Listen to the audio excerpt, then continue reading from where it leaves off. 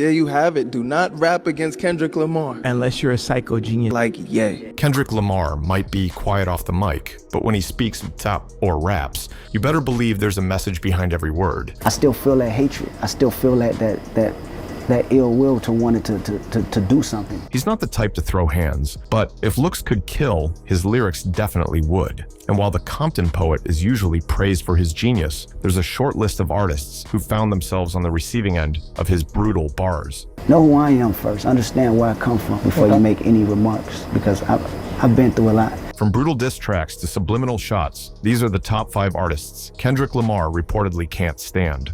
And trust me, some of these names might surprise you. Starting at number 5, we have Big Sean.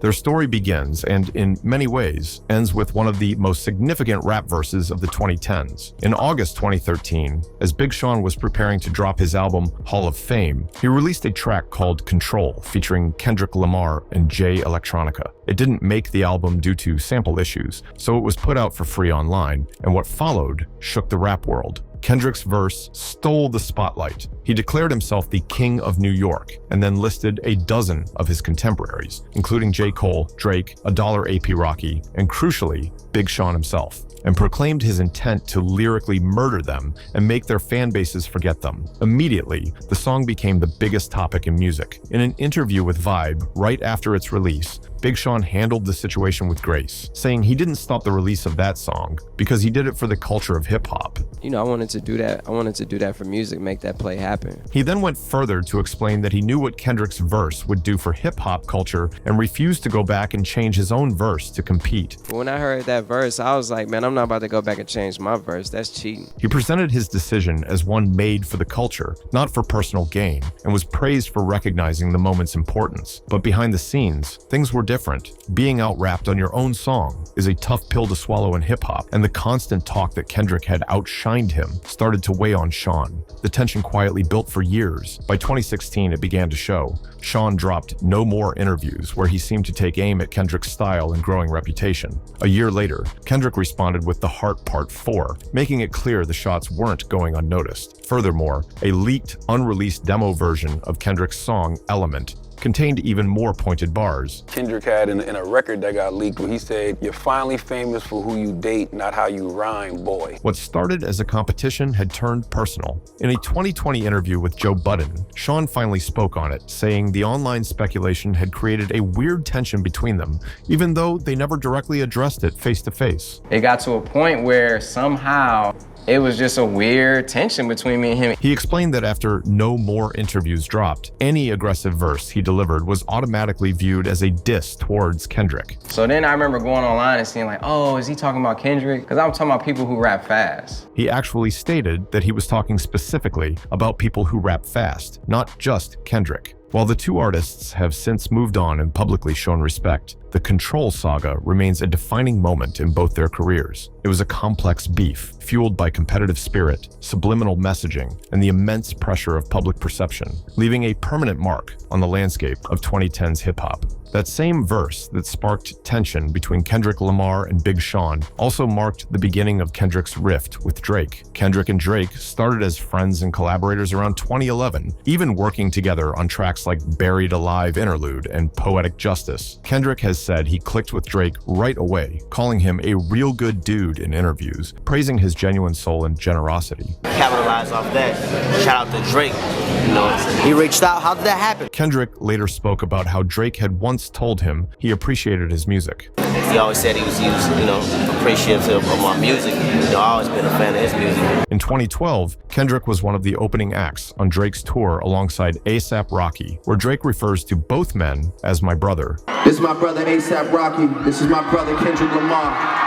This is my brother chasing cash. But everything changed in 2013 when Kendrick dropped that legendary verse on Big Sean's Control. Initially, Drake downplayed the verse in public. In a 2013 interview with Elliott Wilson for his CRWN series, Drake was dismissive, framing it as a fleeting moment rather than a genuine threat. he is the underdog that's extremely hungry, you know what I'm saying? Kendrick, however, took note of this condescending tone. For the next decade, the war was cold, fought with subliminal disses and strategic silence. Fans and critics would parse their lyrics for veiled shots. Kendrick's 2015 anthem, King Kunta, included the line, "A rapper with a ghostwriter? What the freak happened?" which was widely interpreted as a jab at Drake, who was embroiled in ghostwriting accusations at the time. Also, at some point in the early 2010s, probably 2014, Drake went on Marcellus Wiley's show on ESPN and did an interview wherein he proceeded to go off on Kendrick. The video was never uploaded, but there's not much detail out there except that Drake felt that Kendrick wasn't as good as him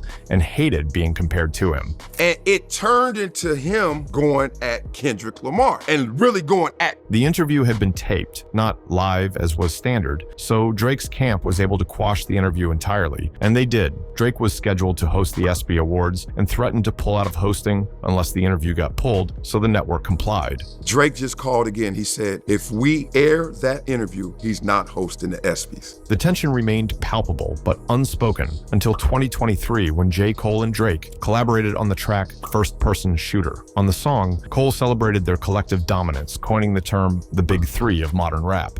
This seemingly innocuous line was the spark that ignited the long-simmering beef into an open flame.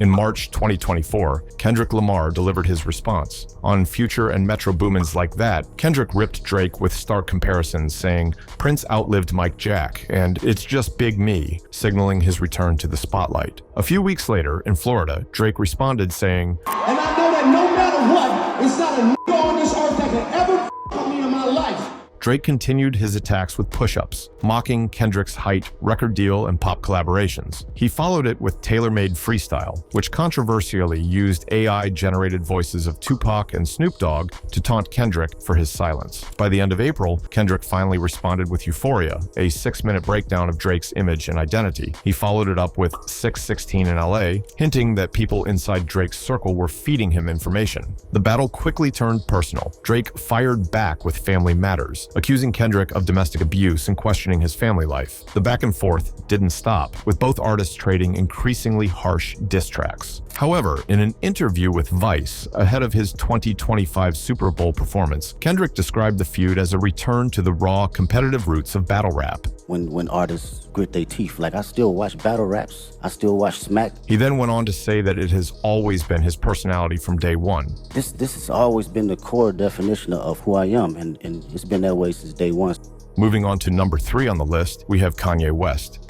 Kendrick Lamar and Kanye West share a long creative history. You know, all this knowledge. I'm just taking it all in stride and being a student of the game, because Kanye, he's a great performer, you know. In 2013, Kendrick Lamar was the opening act for Kanye West's groundbreaking Yeezus tour, a major moment that introduced him to massive audiences. Their partnership grew from there. Kendrick co-wrote West's 2015 single All Day, and their standout collaboration No More Parties in LA became a fan favorite on Kanye's 2016 album The Life of Pablo. After its release, Kanye claimed they had recorded dozens of songs together, even after Kendrick's explosive Control verse in 2013, which sparked responses from many artists. Kanye took a different approach. In an interview, he praised Kendrick as a future leader in hip-hop and spoke of wanting to pass down wisdom to him. That he's one of our future messengers, you know, and I'm gonna give him them jewels. This narrative of mutual respect held for nearly a decade. However, beginning in early 2025, West's public stance took a sharp and aggressive turn. In a series of interviews and social media rants, Kanye began to publicly disparage and provoke Kendrick. During an interview with Justin LaBoy for The Download, West offered a contradictory assessment, acknowledging Kendrick's immense skill. Techniques like if you rap against Kendrick, you will lose. Yet, in the same breath, he claimed he was the one exception who could beat him, attributing it to being a psycho genius. There you have it. Do not rap against Kendrick Lamar. Unless you're a psycho genius Unless like me. you're a psycho genius like Ye. The provocations soon became more direct and hostile. In various online tirades, West expressed his disdain for Kendrick's recent work, stating, "I hated not like us," referring to Kendrick's universally acclaimed 2024 diss track aimed at Drake. In a live stream, Kanye shocked everyone when he said that anybody who says Kendrick is one of their favorite rappers doesn't know about real rap. Anybody that Kendrick is one of their favorite rappers don't know about rap. Doesn't know what real. So you agree to about the beef? Throughout this entire barrage of public statements, Kendrick Lamar has maintained a complete and total silence. He has offered no response, no interviews, and no subliminal disses in his music addressing West's comments. At number 2, we have former bad boy rapper Shyne. The brief feud between Kendrick Lamar and Shyne was one of the most one-sided in hip-hop. It began in late 2012 when Kendrick released his debut album, Good Kid, M.A.A.D. City, to widespread acclaim. While fans and critics praised the project, Shyne, a veteran rapper living in Belize, publicly dismissed it. He called Kendrick talented, but labeled the album trash on Twitter. This single tweet sent a shockwave through the hip-hop community. At the time, Shyne still held significant weight as a figure from a grittier era of New York rap.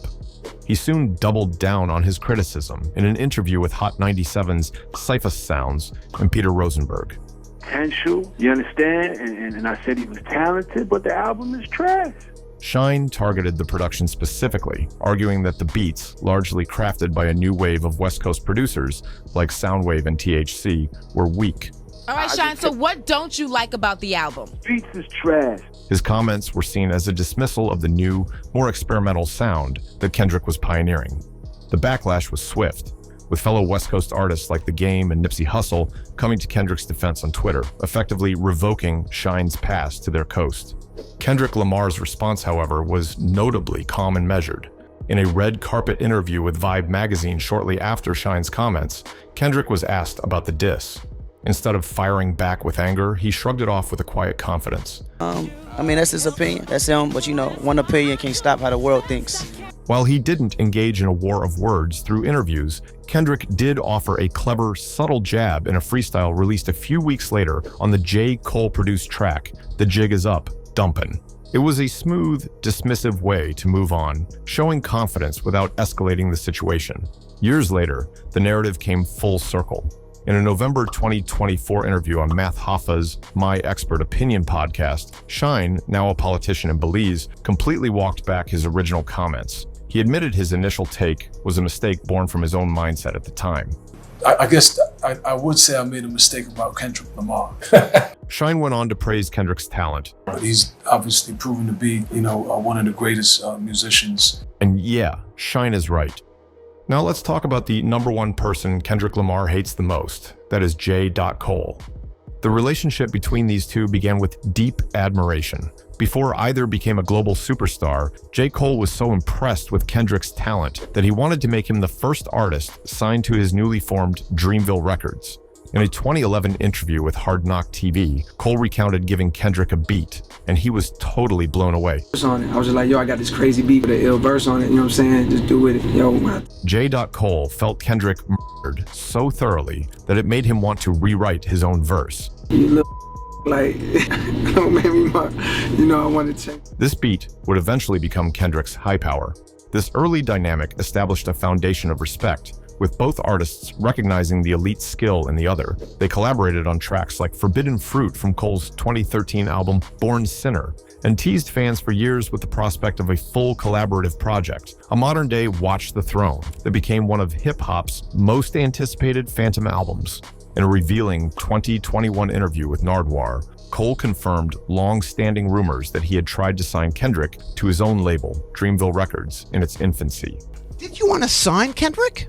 100%. He was so convinced of Kendrick's talent that he even told the legendary Dr. Dre he had to sign the young Compton rapper. Yo, you gotta sign this kid from Compton, boom, boom, Kendrick, boom, boom. This wasn't a rivalry. It was a genuine belief in a fellow artist's greatness. After Kendrick Lamar's verse on Big Sean's Control, where he called out J. Cole among others, Cole stayed calm and didn't respond publicly. For the next decade, the two were seen as friendly rivals at the top of the game.